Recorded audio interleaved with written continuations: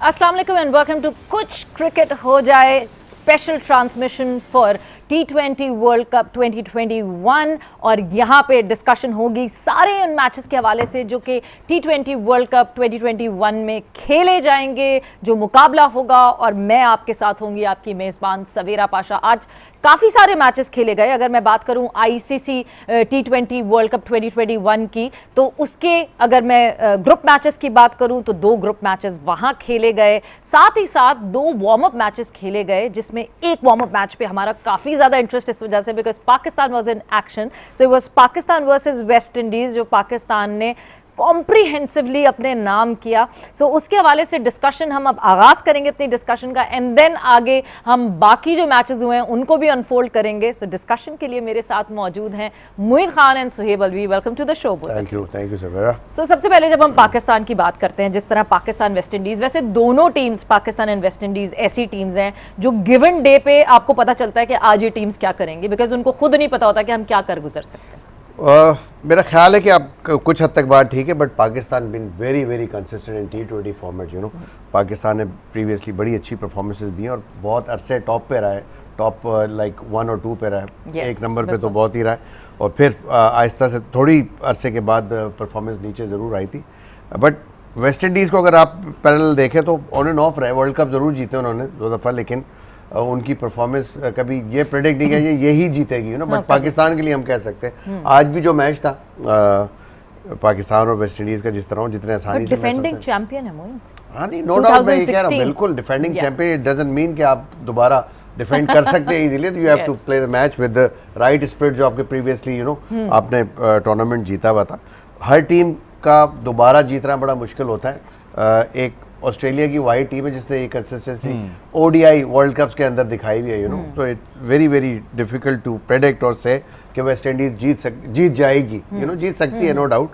But given day पे जैसे आपने कहा कि अगर उनके फॉर्म में आ जाते बैट्समैन, वाकई उनके पास ऐसी स्ट्रेंथ मौजूद है कि वो कोई भी एक प्लेयर मैच जिता सकता है, बट आज मेरा ख्याल है पाकिस्तान बहुत ही अच्छा खेली, आउट क्लास किया है वेस्ट इंडीज़ को 130 पे आउट करके और 7 विकेटों से मैच जीत जाना। I think it's a good sign. और टॉस भी हम हारे थे, पहले बैटिंग की कंडीशंस UAE में आपको पता है नॉर्मली अच्छी होती है, दिन में ज़्यादा अच्छी होती हैं कंडीशंस, तो इसी वजह से मेरा ख्याल है वेस्ट इंडीज़ ने ऑप्ट किया था कि बैटिंग करें, बट उसको राइट कैपिटलाइज नहीं कर सके उस सिचुएशन को। I think we bowled well, unfortunately at the end Haris Rauf से इतनी अच्छी बॉलिंग नहीं, बट हम और थोड़ा सा कम में उनको रोक सकते, रिस्ट्रिक्ट कर सकते थे। बट ओवरऑल अगर बॉलिंग भी देखी जाए पाकिस्तान की, नो डाउट बहुत अच्छी बॉलिंग की है पाकिस्तान ने। जो मैं फोरसी कर रहा था जो 11 फर्स्ट मैच में खेलेगी, बिल्कुल ऑलमोस्ट वही टीम खेली है। तो मेरा ख्याल है कि एक अच्छा कॉम्बिनेशन है with 2 spinners and spinners in like छठा ऑप्शन है हफीज़ की सूरत में। आपने आज बॉल तो नहीं कराई, अपने 5 बॉलर की बॉलिंग की, बट ओवरऑल जो कॉम्बिनेशन मैंने देखा मुझे अच्छा लगा आज पाकिस्तान का कॉम्बिनेशन। अच्छा, before we go deep into the discussion, पहले एक पैकेज है पाकिस्तान वर्सेस वेस्ट इंडीज़ के मैच के हवाले से, उस पैकेज पे नज़र डालते हैं एंड देन डिस्कशन को आगे बढ़ाते हैं। बिल्कुल जी, आज का हाल अहवाल आपने जाना और ज़रा थोड़ा सा और आपको बताते हैं कि क्या हुआ, क्योंकि समरी पे भी हम नज़र डाल लेते हैं कि कौन किसने जो है क्या क्या किया। जिस तरह वेस्ट इंडीज़ ने टॉस जीत के पहले बैटिंग की, हिटमायर 28 रन्स बना के, पुलार्ड 23 रन्स बनाए, एंड क्रिस गेल काफ़ी ऑफ कलर लगे, आज 20 रन्स बनाए। बहुत अच्छी जो है वो बॉलिंग दिखी आपको। हसन अली की तरफ से 2 विकेटें ली 21 रन्स देकर, हारिस रऊफ ने 2 विकेटें दी 32 रन्स देकर, और शाहीन शाह अफरीदी ऑफ कलर लगे अपने हिसाब से, 2 विकेट्स तो हासिल की बट 41 रन्स दिए, एक्सपेंसिव रहे। जवाब में बाबर आजम ने हाफ सेंचुरी की 41 बॉल्स पे। फ़खर जमान ने बहुत अच्छा और क्विक रन्स बनाए, 46 रन्स एड इन किए। शोएब मलिक ने 14 रन्स बनाए। वॉल्श की तरफ से 2 विकेटें हासिल की गई और पाकिस्तान ने इस तरह 7 विकेट से जीत हासिल की। तो सुहेब, अगर मैं अभी ये देखूं कि वार्म अप में हम आहिस्ता आहिस्ता अपना कॉम्बिनेशन सेट करते हैं, हम वो पजल के पीसेस अपनी अपनी जगह पे लगाते हैं। सो ये वार्म अप देख के तो मुझे ये अंदाज़ा होता है कि अगर बाबर और रिजवान खेलेंगे तो 1 डाउन जो है हमें फ़खर जमान दिखेंगे। जो हम सोच रहे थे कि छठे पे आएंगे फ़खर जमान, ऐसा कुछ नहीं होने वाला। हाँ, मुझे भी यही लग रहा है, बिकॉज जब आप वार्म अप गेम में भेजते हैं तो किसी वजह से भेजते हैं। Exactly. दूसरा रीज़न ये हो सकता है कि you wanted to get him into some practice, because अगर आप उसको वाकई अपने टॉप 6 में देख रहे हैं, चाहे नंबर 3 भेजें या नंबर 5 या नंबर 6, you would like him to get some batting practice. And that's why I think Hafeez को भी 4 भेजा जो कि उसकी पोजीशन ही है। But I would still say कि देखें स्पेशली जो हमारी कौम है वो एकदम से एक्साइट हो जाती है कि हमने वर्ल्ड चैंपियंस को 7 विकेटों से हरा दिया। लेकिन जो वार्म अप गेम्स है ना, I mean Moin would know this also, every player is very careful not to stress himself, कहीं हैमस्ट्रिंग ना पुल हो जाए, कहीं कोई आप डाइव मार के बॉल रोकें तो कहीं आपकी रिस्ट ना डैमेज हो जाए, तेज़ गेंद को अवॉइड करते हैं। अच्छा, बॉलर्स भी जो है वो अपना पूरा दम नहीं लगाते, specially West Indians, they very tall and very powerful build, तो इनकी नीज और हिप्स के ऊपर बहुत जोर आता है जी। तो let's not read too much into it. ख्याल में इन्होंने ब्रावो को भी आज नहीं खिलाया, राइट? सो इनका जो बॉलिंग अटैक था, Pakistan is not going to get this bowling attack when they actually get into the super 12 के जब मैचेस शुरू होंगे। तो we should not read too much into it. अब गेल को आप देख लें कि 30 गेंदों में 20 बनाए। द रीजन इज कि they use that opportunity to get some knocking done, you know, to get some practice done. So let's not read too much into it. लेकिन having said that, I think जो बाबर आजम की innings थी, again he is proven, but we have to be careful. Hafeez first ball, I don't know where is game awareness was, यार आपको batting मिली है, आप 1.5 महीने से खेले नहीं है, यूज दैट अपॉर्चुनिटी, आपने पहली गेंद उठा के मार दी। सो उससे बस मुझे ज़रा डर लगता है कि ये लोग एकदम से वो गेम अवेयरनेस को और अपनी जो उस वक्त का ऑब्जेक्टिव होता है वो भूल जाते हैं। And Rizwan took time, so we have to be very careful. ये तो फ़खर ने एंड में मार दिया, बट या तो हम लोग भी फीलिंग कर रहे थे वार्म अप गेम्स, कोई वार्म अप गेम ले रहे थे, लेकिन Afridi going for 41 runs is a bit worrying. बिल्कुल, क्योंकि शाहीन शाह अफरीदी हम कहते हैं हमारा स्पेयर हेड बॉलर है, और अगर वो इतने रन्स जो हैं वो लीक आउट करेंगे, साथ साथ हारिस रऊफ का अच्छा स्पेल रहा, मगर वो जो आखिरी ओवर है वो बहुत ही भारी पड़ गया। मतलब एक तरफ जहां 4 बॉलर पे 4 विकेटें ली गई थी वार्म अप में, जिसमें हम बात करेंगे, दूसरी तरफ जो है वो 5 बॉलर पे 5 चौके हमें दिखे। इवेंचुअली विकेट हासिल कर ली उन्होंने, वो नहीं करते विकेट हासिल तो और भी बुरा उस ओवर को समझा जाता है। आई थिंक ओवरऑल मैं मुतमईन हूँ परफॉर्मेंस से। आई थिंक कि पाकिस्तान बहुत पॉजिटिव नज़र आया था। हफीज़ से जो गलती हुई है, ऐसी बैट्समैनों से गलतियाँ होती हैं, कोई ऐसी बात नहीं है। कोई भी किस दुनिया की एक बड़ी से बड़ी टीम के अंदर जो टॉप 6 बैट्समैन होते हैं वो 6 के 6 रन नहीं करते, यू नो। हर बंदा मोमेंटम हासिल करना चाह रहा होता है। हाँ, ये गलती कह सकते कि वेरी फर्स्ट बॉल पे आपने उठा के मार दिया, बट अगेन उसने बहुत दफ़ा छक्के भी मारे वेरी फर्स्ट बॉल पे, यू नो। तो वो उसकी अपनी एक्सपीरियंसेस हैं, आई थिंक। और जिस तरह का एटीट्यूड आज नजर आया पाकिस्तान टीम का, ये कहना कि जो टीम के दोनों टीमों के लड़के थे उन्होंने फुल स्ट्रेंथ पे नहीं खेला, तो मैं नहीं समझता। बिकॉज कि आपको ये टूर्नामेंट फुल स्ट्रेंथ पे खेलना है, उसकी प्रैक्टिस करनी है आपने। आप फुल एटीट्यूड के साथ अगर नहीं खेलेंगे, ये ऐसा मुमकिन नहीं है कि आप मेन मैच में जाके एकदम मोमेंटम मिल जाए आपको। मोमेंटम आपका वेस्ट इंडीज की तरफ से लगा, नॉट पाकिस्तान। वेस्ट इंडीज की तरफ से मुझे लगा कि उनकी body language careful. I mean देखिए ना, अब गेल क्या सुपर 12 में क्या 30 गेंदों में 20 बनाएगा वो? सर अगर बॉलिंग अच्छी हो रही हो तो गेल जिस तरह आप डिक्लाइन की तरफ जिस दिन गेल का दिन नहीं आज एम्ब्रोज बहुत खुश हुआ होगा, कर्टली एम्ब्रोज बहुत खुश हुआ होगा। जिस दिन गेल का दिन नहीं होता उस दिन तो बिल्कुल भी गेल इसी तरह खेलता है, बट जिस दिन गेल का दिन होता है उस दिन फील्डर स्पेक्टेटर्स बन जाते हैं और स्पेक्टेटर्स बिल्कुल ऐसे ही है। बट अब गेल के दिन जो है ना 10 में से 1 ही आता है। पहले होता था 10 में से 6 गेम उसके होते थे, यू नो। लाइक उनकी एज भी ऐसी होगी ना, इसलिए आपके रिफ्लेक्सेस स्लो डाउन हो जाते हैं। फिर जो बॉडी लैंग्वेज जो नजर आता है आहिस्ता आहिस्ता स्लो होता जा रहा है। तो ऐसा नहीं होगा किसी भी मैच में वो आउटस्टैंडिंग एक परफॉर्मेंस है कि मैच विनिंग टोटली करते। रेयर चांसेस हैं बट रेयर है। उसके लिए राइट जगह पे अगर आपके बॉलर जो इस वक्त स्मार्टली प्ले कर रहे हैं, जिस तरह हमने देखा कि उन्होंने 30 बॉलों में 20 रन बनाए, यू नो, स्ट्रगल करते हुए नजर आए, तो उस चीज़ को पिक करना चाहिए। तमाम टीमों ने मैचेस देखे होंगे और पाकिस्तान ने तो खेला है, तो पाकिस्तान को आगे भी वेस्ट इंडीज़ कहीं अगर टूर्नामेंट में आती है उनके सामने, तो पाकिस्तान के लिए एक अच्छा अपॉर्चुनिटी कि उनको तकरीबन उनकी स्ट्रेंथ का पता लगे। एक जो अभी शोएब भाई ने बोला कि ब्रावो नहीं खेला, मैं भी ब्रावो को खिलाया नहीं उन्होंने, नहीं जान के नहीं खिलाया, बिकॉज़ आईपीएल से आ रहा था ना, they wanted to give him some rest। बिल्कुल ऐसी इसी वजह से। लेकिन मोर और लेस बहुत सारी लीग्स में खेला हुआ तो है इन लोगों ने। a bit suspect about their bowling। I mean like the bowling was very weak, very weak। मगर एक चीज जो आपने मोहम्मद हफीज की बात की, क्या वो इतने लीन हो गए हैं या वो कैमरा एंगल ऐसा था? मतलब क्योंकि जाहिर सी बात है वो डेंगू से उठकर आए हैं, सो जो बीमारी की नहीं है। मोइन इज एब्सोल्युटली राइट कि भाई every batsman takes a chance. मैं तो ये कह रहा था जब आप 5 हफ्ते के बाद आए, use this opportunity to do some running, do some knocking around left और राइट, मैच तो जीता हुआ Spend था, some time on the wicket. Match तो जीता हुआ था ना। तो बात ये है कि आप जरूर शॉट मारें, आप आए खेलने, ठीक है ना, but what I was saying is कि रिस्क जरा सा हो जाता है कि अभी पहली गेंद है, आपको पता नहीं बाउंस किया है पिच की, मिस टाइम होने के ज्यादा चांस होते हैं, 3-4 रन लेके फिर जो मर्जी आए शॉट खेले, because I wanted him to get some practice today which unfortunately he didn't. अच्छा, हम फ़खर ज़मान की जिस तरह मैं बात करूं, एक चीज़ जो हम बार बार ओपनर्स से रिक्वायर करते हैं to play fast, that is what Fakhar Zaman did, but Rizwan वो चीज़ आज पुल ऑफ नहीं कर सके, दो कि वो कर लेते हैं, वो इस तरह खेल लेते हैं, तेज़ खेल लेते हैं, मगर वो आज वो ये करके नहीं दिखा सके। क्या हमें यही एक फिक्स ओपनिंग हमें पेयर दिखेगा, Rizwan and Babar opening up? आज फखर की परफॉर्मेंस साल से 1.5-2 साल से ऑलमोस्ट यही पेयर चल रहा है पाकिस्तान का, and they doing very well, they doing well. I think Rizwan तो 130 की स्ट्राइक रेट से खेलता रहा है। आप पिछले साल का रिकॉर्ड देख लें तो उसने वर्ल्ड रिकॉर्ड ब्रेक किया, सबसे ज्यादा हाईएस्ट रन बनाए T20 क्रिकेट के अंदर। You know, I think we have the best opener. एक चीज है जो पाकिस्तान की कंसिस्टेंट चली आ रही है, उसको नहीं चेंज करना, उसको बिल्कुल, बॉलर से के बाद मिडिल ऑर्डर चेंज हो जाता है, बॉलर चेंज हो जाते हैं, थर्ड बॉलर चेंज हो जाता है, फोर्थ बॉलर चेंज हो जाता है, एक आपके पास बचा है, इसको संभाल के रखें इस पूरे वर्ल्ड कप में। मैं तो ये कंसिस्टेंसी वैसे ही ऊपर आई है ना, मतलब ये हमारे दोनों प्लेयर्स तो मिडिल ऑर्डर के थे जिनको ऊपर खिलाना शुरू किया है, सो वो तो हमने मिडिल ऑर्डर से खुद उठा के वो कंसिस्टेंट मिडिल ऑर्डर को ऊपर खिला दिया। रिजवान तो खेल नहीं रहा था ना T20 4 साल से, वो तो जब आया तो स्ट्रेट ओपन किया।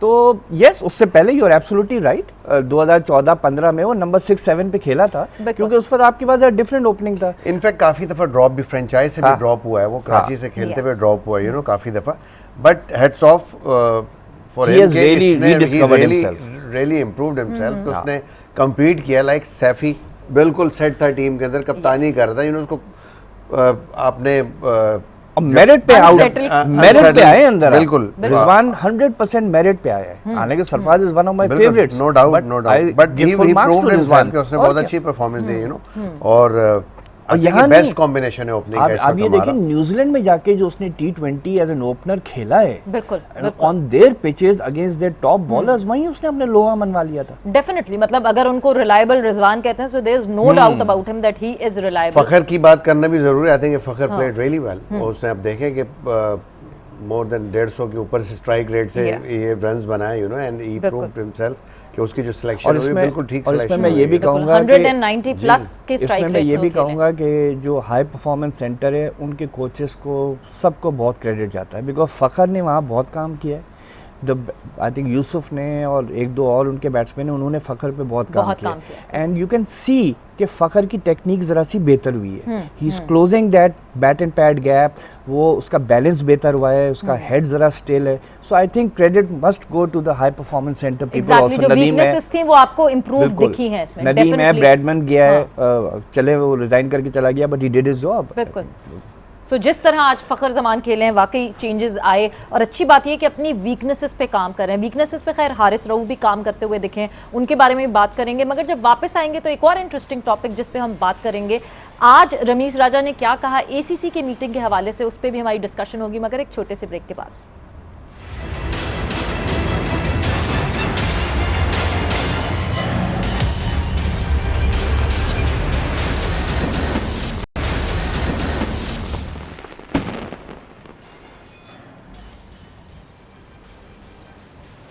एंड वेलकम बैक टू कुछ क्रिकेट हो जाए। डिस्कशन हमारी हो रही है आज जो मैच खेला गया पाकिस्तान वर्सेस वेस्ट इंडीज, दी वार्म अप मैच इन T20 वर्ल्ड कप 2021, मगर साथ ही साथ आज एक और मेजर खबर आज की, the chairman of PCB Rameez Raja, उन्होंने कोई बताया, रिवील किया, बिकॉज बहुत सारी खबरें आ रही थी कि ACC की जो मीटिंग हुई है एशियन क्रिकेट काउंसिल की, उसमें क्या क्या बातें हुई, तो इंस्टेड के खबरें वो लीक होकर बाहर आती, ही ऑप्टेड कि वो खुद बता दें कि क्या डिस्कशन हुई है। सो क्या डिस्कशन हुई है ज़रा उस पर नज़र डालते हैं, एंड देन हम यहाँ पे डिस्कस करेंगे। बिल्कुल जी, मूड अपलिफ्ट हो सकता है और परफॉर्मेंसेस पे ही सारी चीज़ें बेस करती है, मगर जब हम एशियन ब्लॉक बनाने की बात करते हैं, do you think it's that easy? Because ACC तो बहुत अरसे से है, बट क्या वो एशियन ब्लॉक उस तरह बन सका? सवेरा एशियन ब्लॉक में अगर इंडिया को देखें, इंडिया तो आपसे बिल्कुल ही अलग है, लाइक कभी भी फेवर नहीं होते, इंडिया विड्रॉ भी कर जाता है। आपकी सीरीज़ जितने भी बायलैटरल सीरीज़ हुई हैं, जो लास्ट FTP जिस वक्त हुआ था उसके बाद आज तक इंडिया ने हमारे साथ नहीं खेला, और जो एशियन ब्लॉक बनाने का कोई मकसद समझ नहीं आता। सिर्फ ये कहना कि जो अभी विड्रॉल्स हमारे हुए थे उसमें एशियन ब्लॉग की आवाज़ आनी चाहिए थी। मेरा ख्याल है कि कोई भी आपके लिए नहीं खड़ा होगा, कभी भी नहीं, ऐसा हुआ नहीं, प्रीवियसली भी ना होगा, क्योंकि इंडियन डोमिनेंस बहुत है इंटरनेशनल लेवल के ऊपर। अगर आप देखें तो आईसीसी में भी इंडियंस बहुत ज़्यादा काम कर रहे हैं, और जितना इंडिया रेवेन्यू जनरेट कर रहा है इस वक्त क्रिकेट में, तो मेरा नहीं ख्याल है कि इंडिया, जब तक इंडिया के प्रेसिडेंट इस वक्त सौरव गांगुली ज़रूर हैं, बट उनको भी मैं पर्सनली समझता हूँ कि कहीं से डिक्टेशन मिलती होगी, ऐसा हो नहीं सकता है। दोनों क्रिकेट बोर्ड्स में होता है, और हमारे भी पैटर्न इन चीफ इमरान भाई हैं नेशनली, हमारी अपनी एक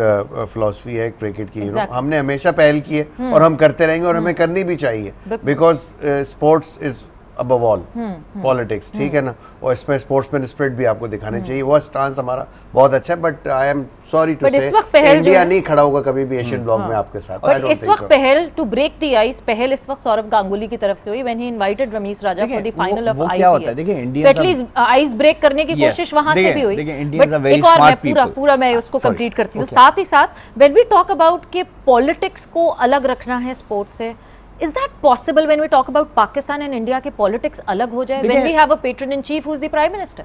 इंटेंशन 100% सही है, और मैं भी इंडियंस से मिलता रहा हूँ over the last 20-30 years, even the board officials want to play Pakistan, ठीक है। जैसे मोइन ने बिल्कुल सही कहा, they dictated by the foreign ministry and by the political agenda of the country. तो गांगुली की बिल्कुल सही नियत होगी कि हम खेलें, वो उसने रमीज को इनवाइट भी किया। लेकिन they're smart people, they show a very friendly face कि देखें यार, हम तो पाकिस्तान क्रिकेट चेयरमैन को आईपीएल के फाइनल में इनवाइट करके ले गए, बट बिहाइंड द सीन्स ये जो न्यूजीलैंड इंग्लैंड गया, ये एमआई खुद तो नहीं गया है ना। वी ऑल नो, वो जो प्रेस कॉन्फ्रेंस हुई थी, जो आईएसआई ने चीजें निकाली हैं, we all know who's behind it. तो एशियन ब्लॉक आप उनके साथ बना रहे हैं जो कि actually played a role in these call offs. अच्छा, दूसरा ये है कि एशियन में आप इंडिया को हटा दें, कौन सी टीम है, सब बैंकरप्ट हैं, बिल्कुल स्टेबल ही नहीं। मैं भी कहने वाला था, वो तो सारे बैंकरप्ट लोग हैं, वो आपके लिए क्यों स्टैंड लेंगे? क्योंकि उनको तो इंडिया की वेलफेयर चाहिए, उनको ऑस्ट्रेलिया की वेलफेयर चाहिए। देखिए, एशियन ब्लॉक बना था 1987 में, जब आरिफ अब्बासी और दालमिया साहब ने, आईसीसी उस वक्त डोमिनेट होती थी ऑस्ट्रेलिया इंग्लैंड से, उनकी नाक के नीचे से वर्ल्ड कप निकाल के 1987 में किया था। वो छोड़ने को नहीं तैयार थे। इन लोगों ने इतना पैसा सामने रखा कि जी आप 1983 और 1975 में जो आपने कंबाइन की है स्पॉन्सरशिप, हम उससे 3 गुना ज्यादा 87 में दे रहे हैं, तो सारे वोट्स आपको पड़ गए। 1996 में फिर इन लोगों ने यही किया। वो जमाना दूसरा था। उसके बाद जो पॉलिटिक्स चली है, उसमें मोइन ने बिल्कुल सही कहा, और I think you are also very well aware of it, you are very knowledgeable in this, कि भाई Indian cricket board is also dictated by the foreign, so no way do I see an Asian bloc forming. But personally जो cricketers हैं वो चाहते हैं आपस में खेलना, बिल्कुल चाहते हैं। टॉप क्रिकेट होती है, टॉप प्रेशर होता है, सब एंजॉय भी करते हैं उसको, ऑल्दो के हारने, जो भी नेशन हारता है उन सारे प्लेयरों की शामा जरूर आ जाती है, बट अगर फॉलोइंग देखें घर वापस आते तो इससे ज्यादा फॉलोइंग मैं नहीं समझता कि दुनिया में किसी मैच की हो। बट इतना क्रेडिट रमीज को जरूर जाता है कि at least he is being aggressive, बिल्कुल, at least he is taking the battle to the board and he is putting India in a spot कि आइदर रिवील योरसेल्फ, या तो खुल के सामने आओ, या फिर हमें सपोर्ट करो। सो ये रमीज की बहुत अच्छी मूव है कि go and confront the Asian cricket council के यार, या तो साथ आओ या सामने आ जाओगे भाई तुम भी इनमें से हो।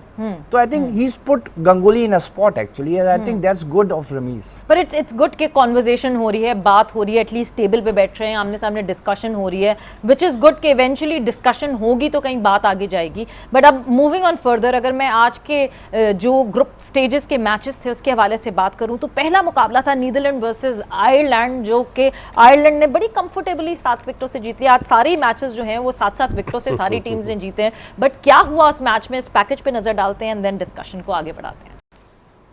सो it was Curtis Campher's day today. जिस तरह आज उनकी परफॉर्मेंस हुई है, 4 पे 4 विकेटें, इससे पहले मलिंगा कर चुके हैं, राशिद खान कर चुके हैं, एंड अब इन्होंने ये रिकॉर्ड आगे बढ़ाया। अच्छा, एक और लकी रहे, बिकॉज एक पे तो अंपायर ने आउट नहीं दिया था, और उस वक्त कप्तान was not sure of taking a DRS, उसने बड़े इंसिस्टेंस पे किया, और वो भी मार्जिनल थी, लेकिन full marks to him, 4 wickets in 4 balls तो कहाँ होता है। और ये बेचारे हॉलैंड वाले ही हैं जो हर दफा आते हैं। लास्ट टाइम हर्षल गिब्स ने इनको 6 छक्के मार दिए थे। गुड साइड, एंड इनफैक्ट बात तो ये हो रही थी कि they should have been playing test by now. But so या हॉलैंड का तो यही है ना, वो बेचारे चंदा जमा करके तो आते हैं वर्ल्ड कप में। तो कोई किसी को छुट्टी नहीं मिलती, कोई रिजाइन करके आता है, कोई नेबर्स से पैसे लेके आता है। So they're basically club cricketers, but full marks. बस एक चीज मैंने देखी थी कि आज जिस तरह स्टर्लिंग खेला है, एक तो is put on too much weight, he is a wonderful batsman, लेकिन मुझे आज लग रहा था कि कुछ गर्मी से ये लोग परेशान थे, आयरलैंड स्पेशली जब बैटिंग कर रहे थे। आपको स्टर्लिंग खेलता हुआ देखा है, काफी टाइम से आप देख रहे हैं कि स्टर्लिंग सरप्राइज हूं, लेकिन आज मुझे कुछ लगा कि जरा सा आई थिंक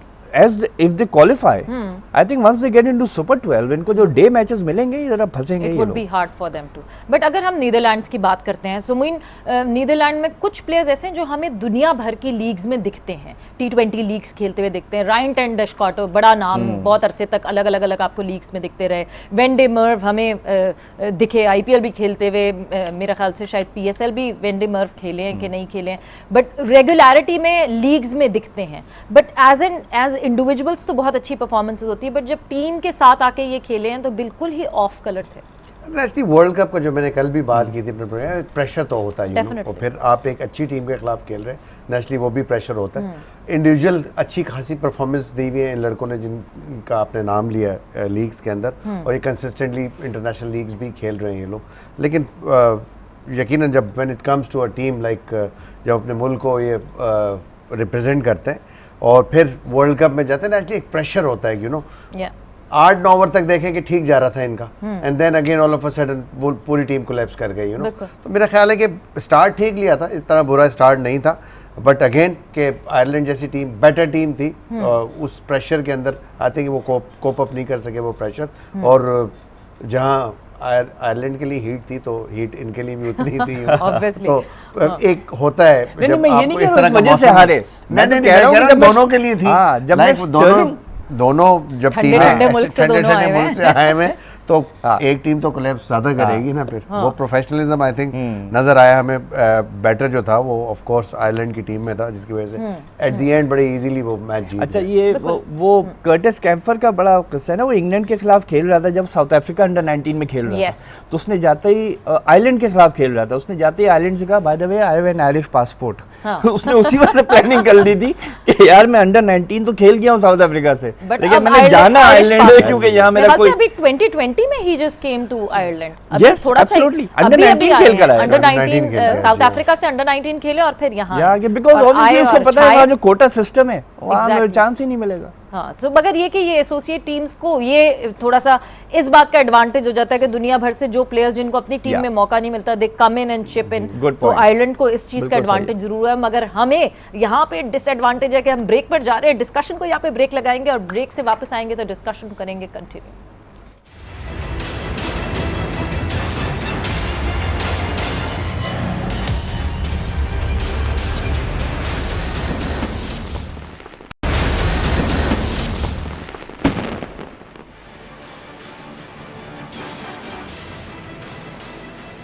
कुछ क्रिकेट हो जाए में आपको एक दफ़ा फिर से कहते हैं खुशामदीद। और आज का जो दूसरा मैच ग्रुप राउंड का खेला गया वो था नमीबिया वर्सेस श्रीलंका, और उसमें भी बड़ा वन साइडेड अफेयर रहा। श्रीलंका को थोड़े से झटके मिले नमीबिया की तरफ से, मगर कोई ज़्यादा झटके नहीं मिले, और ये मैच भी श्रीलंका ने 7 विकेटों से अपने नाम किया।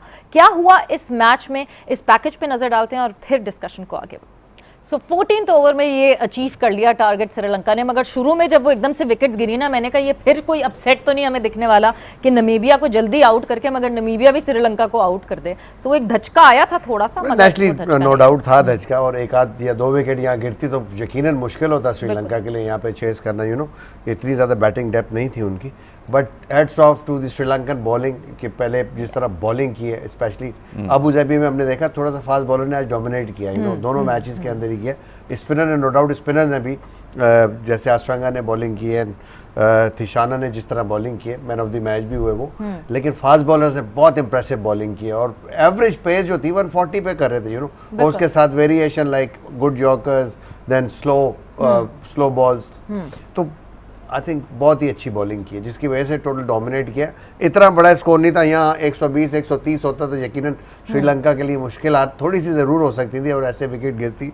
मेरा ख्याल है कि एट दी एंड संभाल ली उन्होंने, बनुका राजापाक से, खुद बहुत अच्छे प्लेयर हैं, श्रीलंका की पहले भी नुमाइंदगी कर चुके हैं और अच्छे T20 प्लेयर हैं। हमारे साथ खेले हुए, हमारे गोल ग्लैडिएटर्स के कप्तान थे, वहाँ भी इन्होंने चंद अच्छी इनिंग्स खेली थी और इस प्रेशर में अच्छा खेलते हैं, मिडिल ऑर्डर में अच्छा खेलते हैं। और आपने देखा कि शुरू में आके थोड़ा सा तहमुल से खेले, देन जहाँ बॉल मिली है वहाँ पे फिर इन्होंने स्ट्राइक ली है उसके ऊपर, उसको छक्का भी मारा और बहुत अच्छी बैटिंग की। इसी तरह मैं समझता हूँ अविष्का ने भी, अविष्का को मैंने पहली दफ़ा जो देखा वो LPL में, लंदन प्रीमियर लीग में आउटस्टैंडिंग परफॉर्मेंस दी है। मेरा ख्याल है कि बड़ी बैलेंस टीम है और जो सबसे अच्छी चीज़ थी पूरे मैच में जो देखी, जो बॉडी लैंग्वेज श्रीलंका की नज़र आ रही थी, फील्डिंग में आपको पता चल जाता है किसी भी टीम की स्ट्रेंथ का, और जिस तरह कैचेज हुए हैं, जिस तरह ट्राई किए, एक आधा कैच छूटा भी है, लेकिन जिस तरह एफर्ट कर रहे थे, आई थिंक डिजर्व करते थे। असल में श्रीलंका को ये भी है ना, they been under a lot of pressure. एक तो क्वालिफाइंग राउंड, मतलब यही बेस्टी है,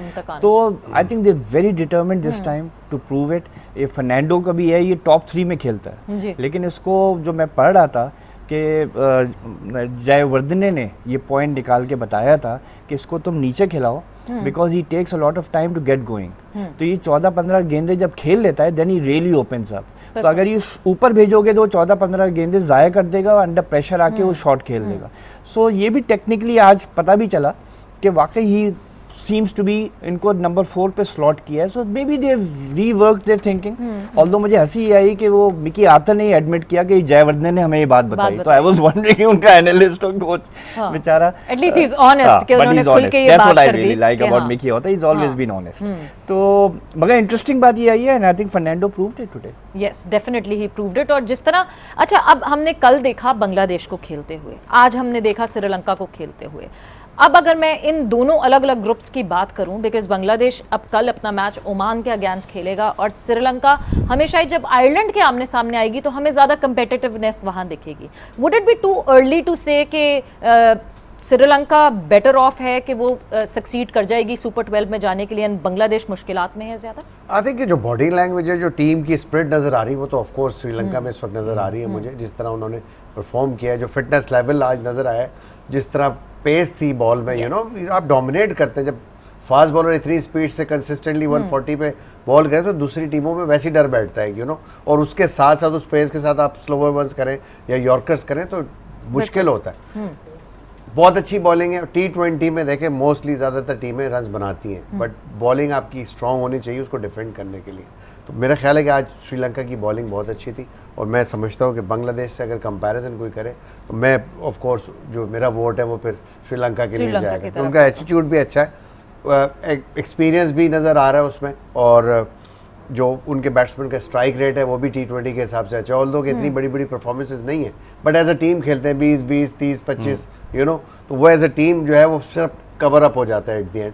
तो मेरा ख्याल है compared with Bangladesh, Sri Lanka better.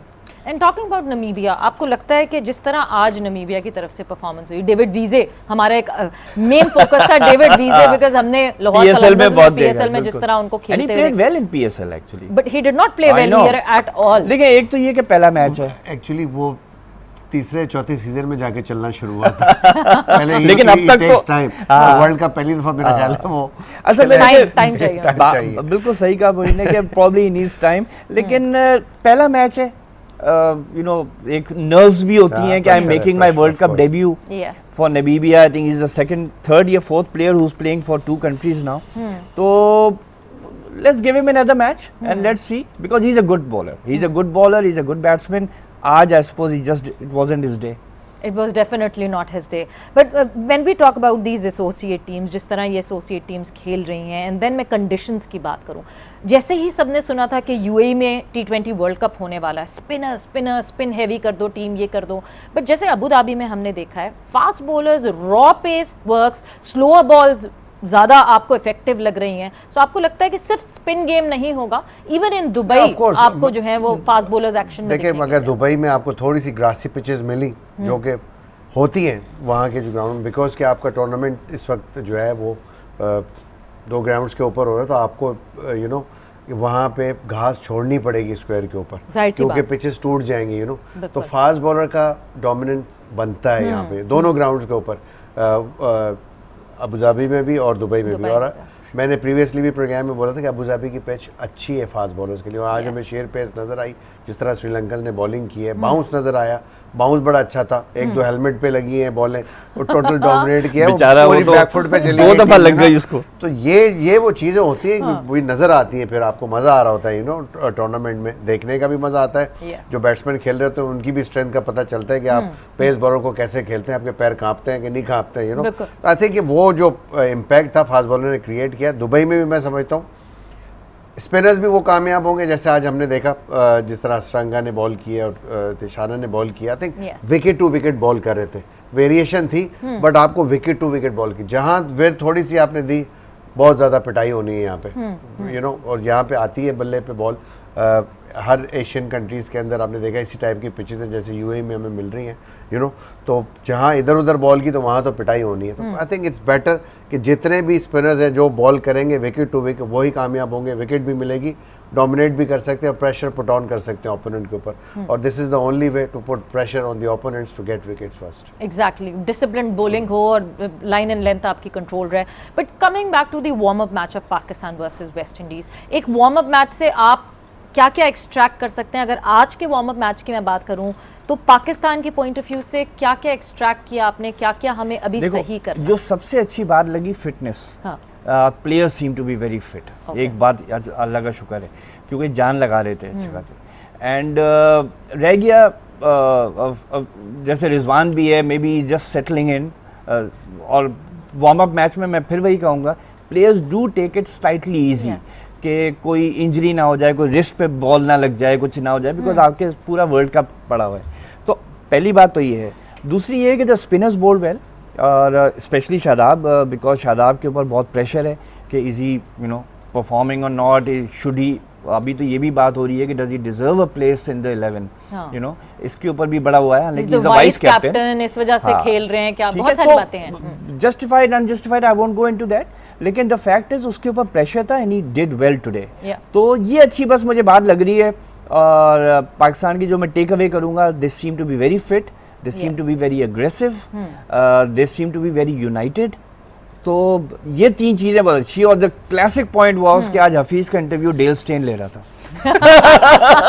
That was the highlight of the day होगी। बट जल्दी से आपकी तरफ मुइन, कभी आउट नहीं किया जल्दी से आपकी तरफ मुइन, आपने कल एक कंसर्न शो किया था कि फील्डिंग बहुत जरूरी होगी अच्छी करना, आज आप सेटिस्फाई हुए उससे? श्रीलंका की तो बहुत आउटस्टैंडिंग, नहीं मैं पाकिस्तान वेस्ट इंडीज का जिस तरह मैच देखा हो तो मैं बताऊं आपको किस तरह की फील्डिंग अनफॉर्चुनेटली हमें मिला नहीं देखने के लिए, बट जिस तरह की परफॉर्मेंस ऑफ कोर्स दी है, फील्डिंग ऑफ कोर्स अच्छी रही होगी यकीनन। Unfortunately very good catches, Haris Rauf ने एक जो running catch, it was very good, और आउट करना 130 आई थिंक एक बहुत अच्छा टोटल पे आउट किया है। बॉलिंग को नेचुरली जब फील्डिंग रिस्पॉन्ड करती है तभी ऐसा होता है कि आप छोटे टोटल देते हैं किसी भी ओपोनेंट को, यू नो।